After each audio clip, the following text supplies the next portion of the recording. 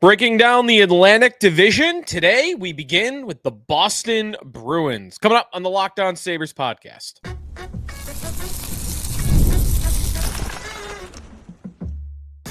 Your Locked On Sabres, your daily podcast on the Buffalo Sabres. Part of the Locked On Podcast Network, your team every day.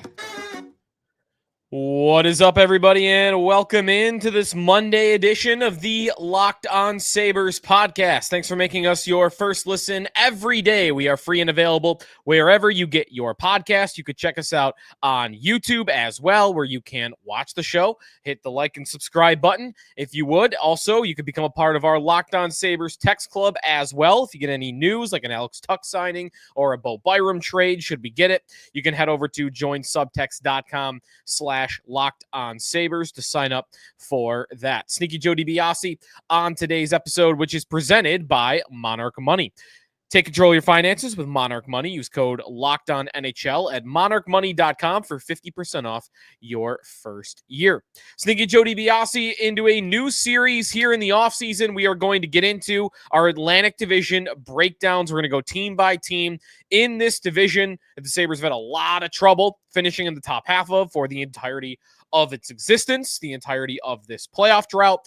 Today, we will begin way at the bottom, the Boston Bruins, as they finished in last place last season. We did live long enough to see the day where Boston finished in last. We just have not lived long enough to see the Sabres finish anywhere near the top. So today we'll get into Boston, and we'll slowly work our way up. Detroit next, then Montreal, Ottawa, Florida. I'll do it in order of the regular season standings. Obviously, Florida won the cup, but they did finish third in the division. And then Tampa, and then Toronto. So we'll go through the Atlantic Division, which, hey, as we get into this, the Sabres have to be competitive in this division this season. They have to finish at least in the top four, I think, to meet their expectation. You can theoretically make the playoffs if you finish in fifth in your division, but for this team to achieve its goal of breaking the playoff drought, they more likely than not have to get in the top four. So we'll, of course, continue to keep you updated on any Sabre news that we get along the way. Really nothing brand new today. In fact, the only news item I really saw in the hockey world today that it does actually kind of relate to the team we're talking about today, actually directly relates to them. It's from the team or from a report about the team, is that Casey Mittelstadt, former Sabre, now Bruin, got traded there last season after it didn't really work out for him in Colorado. The Bruins are already ready to move him. Like, there are trade rumors like Boston's done. They're good. They're going to move him. He's got a couple of years left on that contract, 2 more years at $5.75 million. And, you know, we'll get into more of the team overall here on today's show, but quickly on Mittelstadt, because I got one text question today about whether or not it would be a good idea to bring Mittelstadt back to Buffalo. I understand wanting that, because when Mittelstadt was traded, he was playing really well for the Buffalo Sabres. He was putting up points. He was, I remember making memes about Mittelstadt with the meme where it's like the X-ray on the chest and there are dogs inside the chest. That was me making memes about Mittelstadt because he was a dog that last year for the Buffalo Sabres. He had gone from, kind of amazingly, one of the worst players I had ever seen at battling along the boards at the beginning of his career to a guy that at the end with the Sabres, you could not get him off the puck. It kind of made no sense because even by the end, he wasn't like this physically imposing player. He definitely had become more built than he was at the beginning of his career, but he became an animal along those boards. You could not get him off the puck. He was putting up points, 47 points in 62 games for the Sabres in that final year. And that was in a year where nobody was producing offensively. Everybody was regressing. The 2023-24 Sabres season. You look at what guys did year to year. Alex Tuck. He goes down from a 79-point player to a 59-point player with the Buffalo Sabres from one year to the next. Tage goes from 94 points to 56 points. Giant regression from him. Dylan Cousins went from a 68-point player to a 47 point player. Skinner, right? Skinner goes from 82 points to 46. Mittelstadt, meanwhile, in a full year goes for 59, which is impressive. The following year, he's at 47 and 62. I mean, he was likely going to at least match what he did the year before, if not probably surpass it. But he got traded. He got traded for Bo Byram. It's a deal that I liked at the time. If I had to redo it right now, I wouldn't. There was a time last year when like 2 years ago when I might have done it. Mittelstadt was playing well at the beginning for Colorado, but then it tapered off. At this point, I would not do that. I'm not the biggest Bo Byram fan. I'm also probably not the biggest Bo Byram hater. Some really hate his game. Some love his game. I'm probably somewhere in the middle. I think he's a fine defenseman. He is not a guy I want on my top pair, but with Rasmus Dahlin, I think that can work. Mittelstadt has become lost here. He really has fallen off, and I don't really know what it is. I've watched some of his game in Boston more so than I don't know what happened at the end in Colorado. Reading a little bit about it, like the production kind of went away. They asked him to be a second line center. He looked like that was too much for him. And remember, even when he was performing for the Sabres, he rarely was a top six center. He'd do it when Tage was hurt or somebody else. But like when the Sabres missed the playoffs by 1 point, he's their third line center. He's on the third line. So I don't think it's a great idea unless you could get him dirt cheap. Maybe you could. Maybe you could get him dirt cheap. The Sabres need a top six forward. He's played wing. He's played center. Versatility. The guys love him. I don't know what it would say about, it would kind of look like you're going backwards, which the look of it wouldn't be the greatest, but there's some merit to adding him if you could on paper, if he was going to be basically free. Like, if they want to give him away for a 5th round pick, I'd be okay with the Sabres bringing him back. Anything of value, no, thank you. I'm good. Last year for Boston, by the way, 4 goals, 2 assists in 18 games. It did not go well. So as we get into the Bruins, looking at last season, which was a disaster for them, and then we will look at this offseason and then predictions for the upcoming year. They're over-under as well.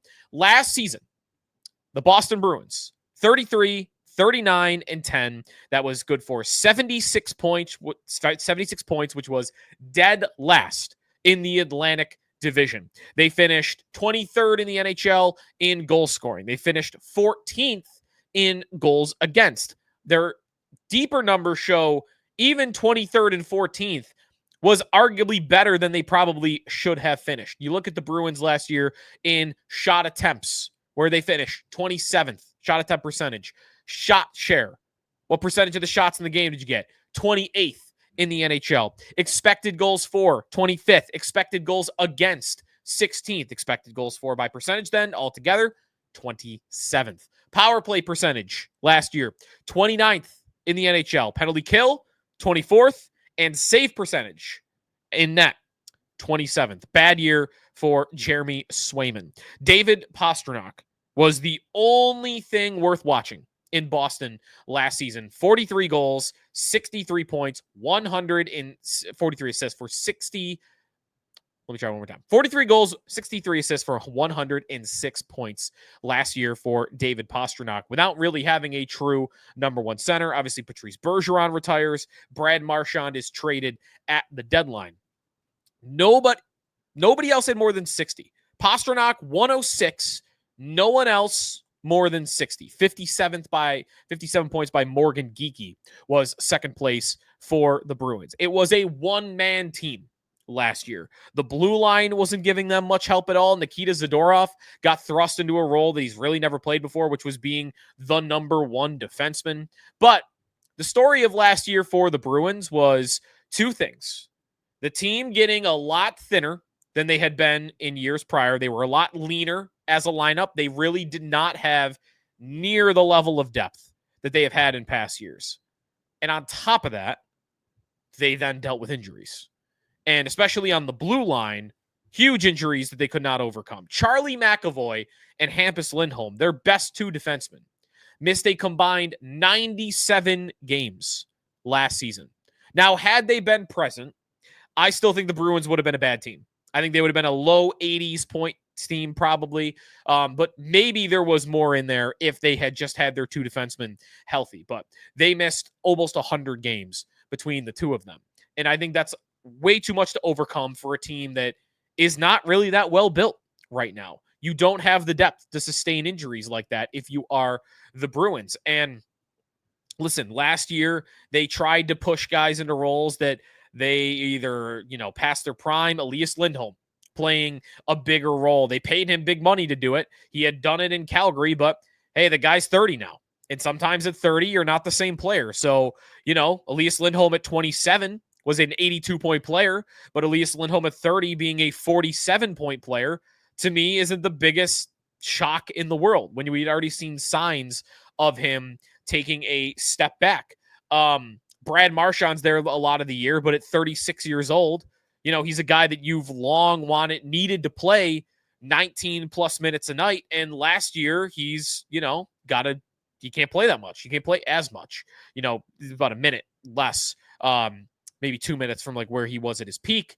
Nikita Zadorov's going to step into a big role. And listen, that's a big physical defenseman, and he led the league in penalty minutes. He's a physically imposing guy. I'd love to have him on my team.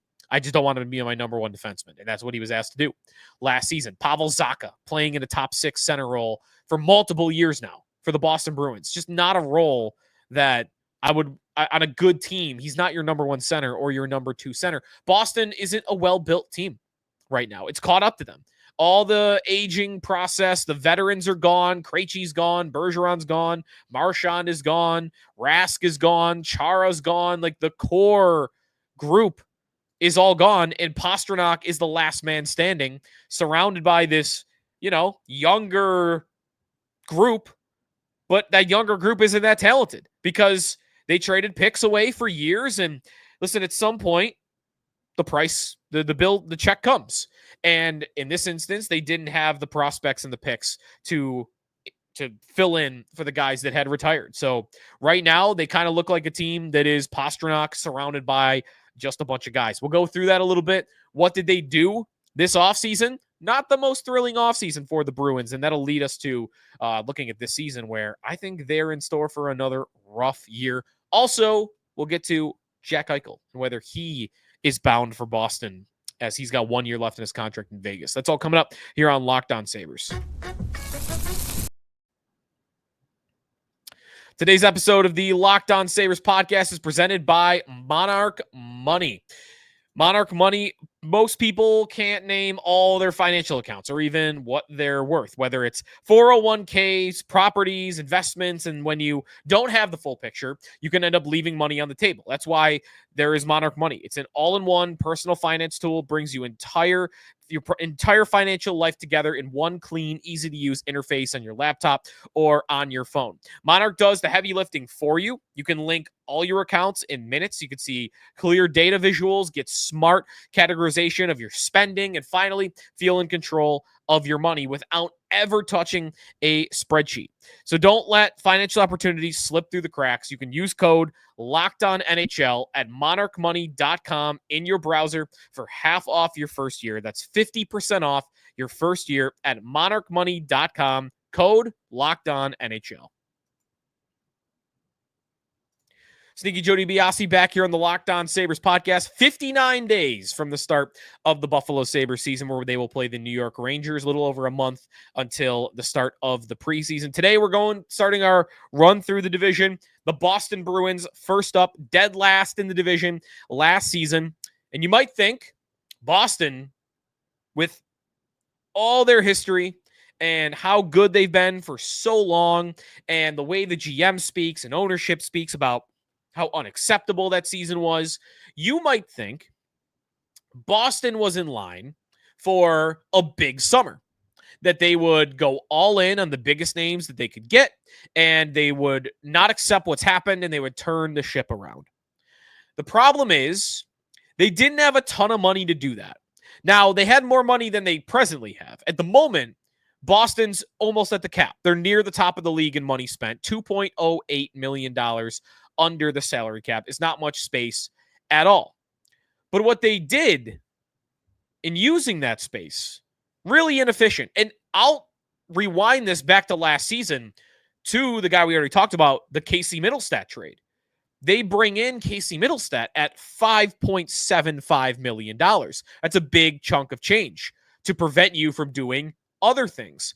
They also, speaking of former Sabres, brought back Henri Jokiharju this offseason on a contract that is bewildering.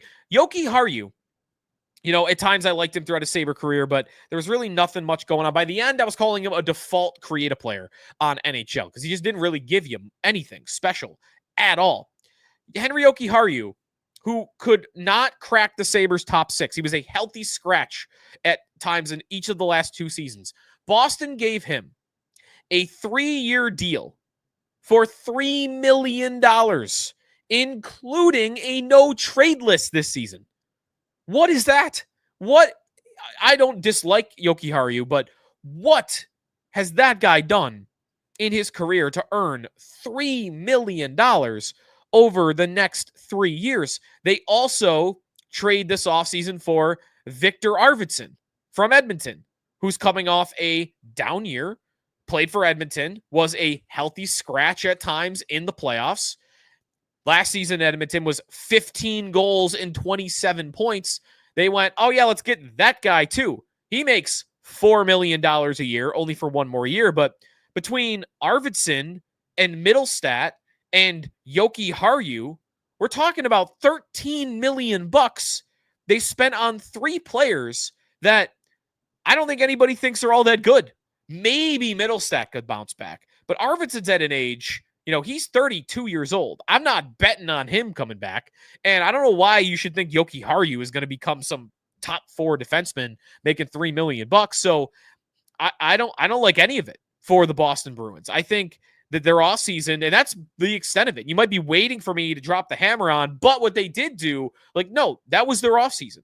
They didn't do much at all. They tinkered. They poked around at it. But again, those 3 signings in Mittelstadt, a trade going back to last year, those ate up their cap space and their ability. Hey, maybe you wanted to make a run at Nikolai Ehlers.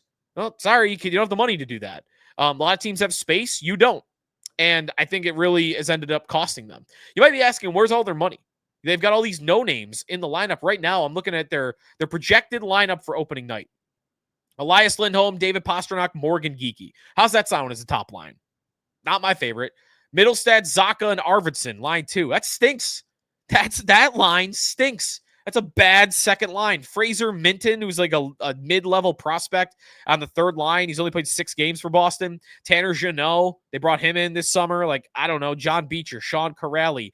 There's just nothing really here that excites me. But where's all their money going? It's going to Pastrnak at 11. It's going to Lindholm at 7, Mittelstadt at 5.75, McAvoy at 9.5, Lindholm at 6.5, Nikita Zadorov at 5, and of course, the goaltending. Between Jeremy Swayman and Jonas Korpisalo, they're spending $11.2 million on a goalie tandem that last year was 27th in the league in save percentage. Listen, the Boston Bruins need to take a long look in the mirror. They need to look at Don Sweeney. That's who they need to be looking at. He has been their general manager for 10 years. And for most of it, yeah, he's done a great job. But in building the next generation in Boston, building the successors to Bergeron, Krejci, Chara, Tuukka Rask, he's done as bad a job as humanly possible. This team stinks. There's nothing exciting about this team at all. At best, what I could do for you about the Bruins is say, if McAvoy and Lindholm stay healthy this year, that's their top 2 defensemen. And maybe they could get away with that. Maybe they could go from a 76-point team to an 85-point team if their guys stay healthy. But that's about the limit for me. I don't like this team at all. I didn't like their offseason. I don't like that they retained Don Sweeney. He signed through 2028, by the way, for potential future change there. Listen, head coach is another area where, in that area, I have no criticism at all. They had Marco Sturm. Well, excuse me, that's who they hired. They had Joe Sacco as the interim head coach, former Sabre assistant coach, by the way. Not much of a resume to be a head coach in the NHL, They moved on from him from the interim tag. They add Marco Sturm. I don't know how good Marco Sturm is going to be as a head coach. He's never been a head coach in the NHL before. I do kind of like when teams go for fresh blood and not go for the same recycled coach over and over and over and over again. So, all right, Sturm. He's been coaching in the American Hockey League for a long time, 4 years, 5 years, I believe. So I'm into it. I'm into Sturm being the head coach, but I don't have any idea if he's actually going to be good at it. And his team's so bad in front of him, like, good luck. I don't know how good you can be with that. How bad could it really be? And would Eichel go there if the team's going to stink? Explore that a little bit when we come back here on Locked On Sabres. Today's episode of the Locked On Sabres podcast is presented by Indeed. You just realized that your business needed to hire somebody like yesterday. Well, how can you find amazing candidates fast, easy? Just use Indeed. When it comes to hiring, Indeed is all you need. Stop struggling to get your job post seen on other sites. Indeed sponsored jobs puts your post at the top of the page, and it'll help you reach the right candidates a lot faster. I've been in a spot where you need the right hire like yesterday. The pressure is on, and every day without the right person is a setback. Well, that's exactly when Indeed sponsored jobs comes in handy. They'll make sure your post is seen by the right candidates right now. And now you can speed up your hiring process with a $75 sponsored job credit. All you got to do is go to Indeed.com/locked on right now. Support our show by saying that you heard about Indeed on this podcast. Terms and conditions apply. Hiring, Indeed is all you need. Sneaky Joe DiBiase here on the Locked On Sabres podcast. Blasting the Bruins a little bit today, which, hey, is it funny the Sabres finished above them last year? I don't know. If I told you the Sabres were going to be better than the Bruins, you might think they finally made the playoffs, but nope. I can't take credit for it, I think. I had been projecting for years on this show, every year at the start, for like 5 years. This is the year. The Bruins are here comes their demise. They're finally going to fall off a cliff. I've been waiting for it. For years, I thought that was finally going to come. And I think last year, I finally said, I'm not betting against them anymore. I've looked dumb too many times. Maybe I should bet the LA Chargers this year. I've looked dumb too many times. I'm not betting against them again. And then they finally stunk. The 1 year. So anyways, maybe we should give up on the Sabres being good, and that'll be the year that they actually get good. I don't know. The Bruins are in trouble. They're over-under right now at FanDuel Sportsbook for the 2025-26 season is 80.5 points. So here's the thing. I've said all show here, I think the Bruins stink. Could be one of the worst teams in the NHL. 80.5 points is the same as the Buffalo Sabres over-under. I don't know. I don't necessarily think the Sabres are going to be very good either. But at the moment, I'd be more likely to take the over on the Buffalo Sabres. I would right now project the Sabres are a better team than Boston. The one kicker that has me not so confident about that, you made me pick, I'm going to pick the Sabres. The one thing that makes me not so confident is I like Jeremy Swayman a lot. Goaltender of the Boston Bruins, who I campaigned for the Sabres trading for this offseason before his no movement clause kicked in July. It since has. He's immovable now. Jeremy Swayman's coming off a bad year. He was not a good goaltender last year. And that was, remember, after all that drama with the Bruins, wanting to get paid and holding out and back and forth with the agent. I remember Cam Neely saying things at press conferences, kind of blasting Jeremy Swayman. And, it wasn't going well. He was an RFA, so, it was not going to result probably in a trade or anything. But he was not, to me, a guy that I saw a season like that coming. I didn't think he'd have a year where he was one of the worst goaltenders in hockey. If you look at goals saved above expected last year, I'm trying to find it per 60 because I always like to do it by the amount of ice time the guys play. Jeremy Swayman last year. Here's the problem, though. I don't want goalies that played one game. So let me fix something real quick, and here we go. Goals saved above expected last season for Jeremy Swayman. he was 52nd out of 71 goaltenders in the NHL. He had a .892 save percentage, which is 20 percentage points lower than his career average. Previous seasons, .945, .914, .920, .916, and then .892. It was a bad year for Swayman. And I will bet he progresses. I will bet that he bounces back. He led the NHL in goals allowed last year. I don't see that happening again. I think that a goalie that was really strong for 3 full seasons before last year will go back to what he was in those 3 seasons as opposed to what he was last year. Could go the other way. The Bruins aren't the same defensive structure as they once were. Different coaching, different players. Last year could have been in part due to injuries as well. He's the one that makes me think they could be better than the Sabres. Because if he has a great year and he does what he's capable of, which was, Vezina votes 2 years ago, then they could be a better team than the Sabres pretty easily. The Sabres, I think, have a better forward group than Boston. I think the Sabres have a better blue line than Boston. But again, I like the Bruins goaltending situation better. So if they get the goaltending, I could see Boston being better. If they don't, the Sabres absolutely should be a better team than the Boston Bruins this year. If they don't get elite goaltending from Jeremy Swayman, Sabres should be better than Boston. So 80.5 points for Boston. I would take the under. I do not believe they will make the playoffs. I do not believe they will be in the playoff hunt. I think they'll be one of the worst teams in the league. And here's the thing I wanted to get to pertaining to them and Jack Eichel. Jack Eichel has 1 year left in his contract at $10 million.